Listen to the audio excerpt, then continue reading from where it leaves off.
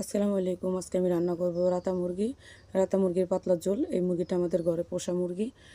এটার এভাবে আমার ভিডিওটা দেখে একবার অবশ্যই রান্না করে দেখবেন। এখানে আমি চুলায় আজকে আমি সম্পূর্ণ রান্নাটা করবো লার্কি চুলায়। এখানে আমি চুলা করা বসাই দিয়ে এখানে আমি দিয়ে দিয়েছি তেল দিয়ে আমি এখানে পেস্ট কুচি দিয়ে দিচ্ছি। এখানে দিয়ে দিচ্ছি লবণ দিলে পেস্টটা খুব তাড়াতাড়ি সিদ্ধ হয়ে যায়। এখানে দিয়েছি কয়েকটা কাঁচামরিচ দিয়ে আমি একটু লাড়াচাড়া করে এখানে আমি দিয়ে দিচ্ছি কতগুলো শুকনো উপকরণ, যেমন লবঙ্গ, এলাচ, দারচিনি দিয়ে আমি এখানে তার সাথে অ্যাড করেছি কয়েকটা টমেটোগুলো সুন্দর করে সিদ্ধ হয়ে পর্যায়ে আমি এখানে একটা মশলা বানিয়ে নেব। এখানে আমি হলুদ গুঁড়ো, মরিচ গুঁড়ো, যে মশলাটা আমাদের বানাই সবগুলো রান্নাতে দিই, সেই মশলাটা দিয়ে দিচ্ছি বেশ কিছুটা পরিমাণ। দিয়ে এখানে দিয়ে দিচ্ছি আদা রসুন দিয়ে খুব সুন্দরভাবে একটু পানি দিয়ে খুব সুন্দরভাবে একটা পেস্ট বানিয়ে দিয়েছি। এখানে আমার টমেটোগুলো সিদ্ধ হয়ে গেছে। সিদ্ধ হয়ে যাওয়ার পরে এখানে আমি যে মশলাটা বানিয়ে রেখেছিলাম সেই মশলাটা দিয়ে দিছি।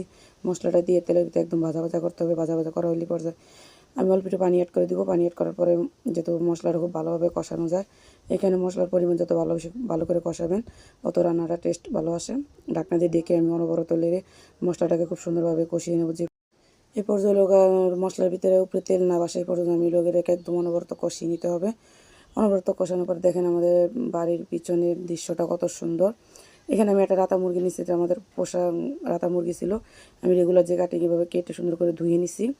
রাতা মুরগিটা একদম দেখেন কতটা সুন্দর হলুদ কালার, একদম খুবই তেল হয়েছে। পরে আমার মশলাটা কষানো হয়ে গেলে এখানে আমি যে রাতা মুরগিটা আগে থেকে ধুয়ে রেখেছি সেই রাতা মুরগিটা এখানে দিয়ে দেবো। দিয়ে অনবরত লেড়ে আমি মশলার সাথে কয়েকবার আমি লেড়ে ছেড়ে মুরগিটাকে কষিয়ে নেব। এখানে আমার মুরগিটা যখন কষানো হয়ে যাবে এ পর্যায়ে আমি আলু অ্যাড করে দিব। আপনারা চাইলে আলু দিতে পারেন বা স্কিপ করতে পারেন, যেহেতু আমাদের ঘরে বাচ্চা আছে সেজন্য এখানে 2টা আলু কেটে সুন্দর করে দিয়ে দিছি।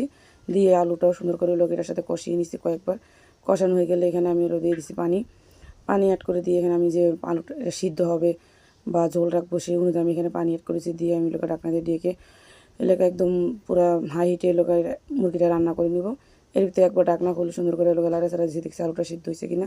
আমার আলুটা সিদ্ধ হয়ে গেছে। আমি এই পর্যায়ে এত ঝোল রাখবো না, আরও ঝোল কমিয়ে নিব। এভাবে আমি 2-1বার ঢাকনা খুলে আমি একটু লাড়া চাড়া দিতেছি যাতে নিচে মশলাটা লেগে না যায়, এটা দিয়ে খেয়াল রাখতে হবে।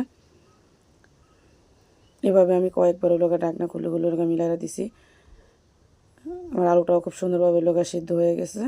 সিদ্ধ হওয়ার পরে এখানে আমি দেখলাম যে লবণের পরিমাণটা একটু কম, তো এখানে আমি আর একটু লবণ অ্যাড করে দিছি। লবণ অ্যাড করে দিয়ে দেশি মুরগির পাতলা ঝোলের রেসিপিটা ভালো লাগলে অবশ্যই লাইক, শেয়ার, কমেন্ট করবেন।